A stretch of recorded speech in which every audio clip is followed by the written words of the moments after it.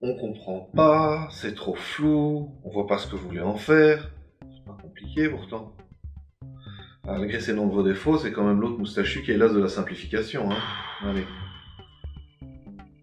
Ouais, dis Fieux, tu voudrais pas nous faire une petite vidéo explicative sur le Beyond the Monolith? Non, j'ai gueule de bois, j'ai vraiment pas envie. On va voir le nombre de vues sur l'interview de Frédéric Henry. D'accord.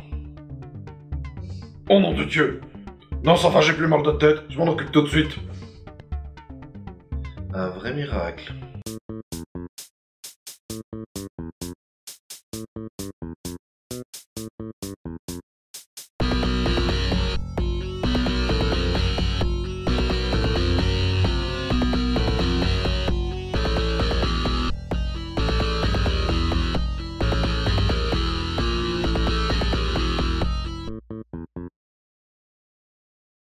Salut Castar, dans cette vidéo je vais vous expliquer les principes sous-jacents à Beyond the Monolith, le jeu de... Monolith. Il s'agit d'un jeu d'affrontement scénarisé. Sur plateau, hein. Pas besoin de sortir ton maître, mon gars. Le jeu se veut multi-univers, il sera donc composé d'une boîte de base contenant tout le nécessaire pour jouer, et des boîtes de bandes thématiques qui contiendront les figurines, les jetons, les tuiles, et surtout les scénarios et les plateaux liés aux figurines en question. Le premier Kickstarter, qui commencera le 6 janvier 2020, proposera des bandes pour l'univers de Conan. Mais d'autres univers ont déjà été cités, à savoir... Zombicide, Cthulhuar, le Seigneur des Anneaux, Batman, et bien d'autres univers, dont certains maisons. Alors, comment est-ce qu'on joue? Déjà remis dans l'hôpital devant la porte, Monolith a eu la gentillesse de me fournir le matériel graphique pour les tuiles et autres machins, mais ce jeu étant encore au stade du développement, tout ce que j'utilise dans cette vidéo sera fortement prototypaire. Donc ne prenez pas tout ce que vous voyez ici pour argent mordant, ça sera bien sûr bien plus léché pour le produit final. Alors, comment est-ce qu'on joue pour finir?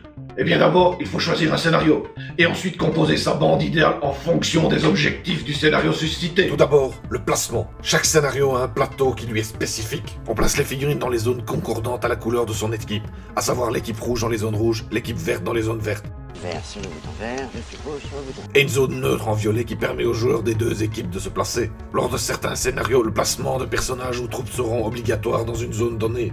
Pour diriger ses troupes, chaque joueur dispose d'un command board, Un plateau de commande dans la langue de Jean-Michel Jarre. qui lui permet d'activer ses unités et de faire les autres actions possibles dans le cadre du jeu.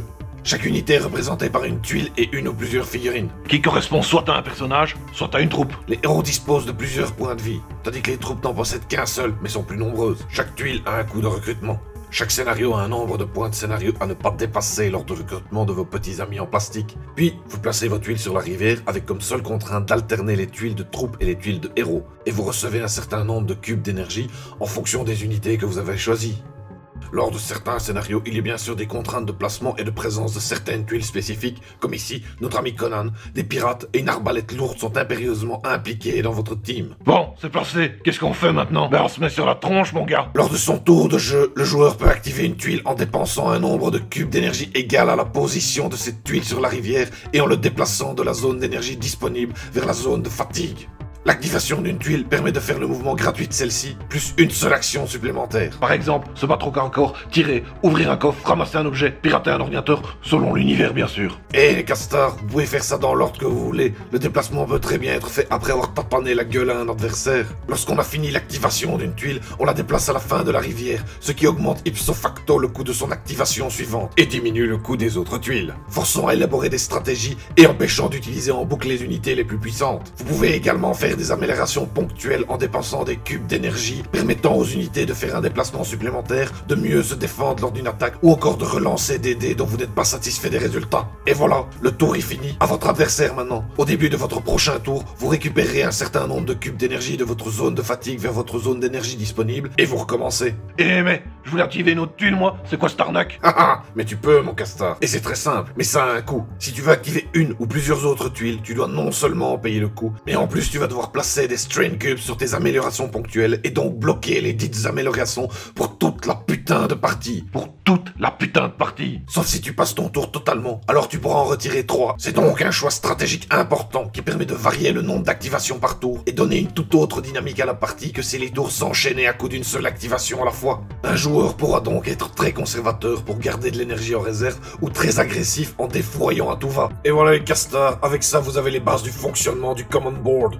J'espère que ça vous aura légèrement éclairé et surtout donné envie de participer à l'aventure. Allez, bisous les castars, à la prochaine.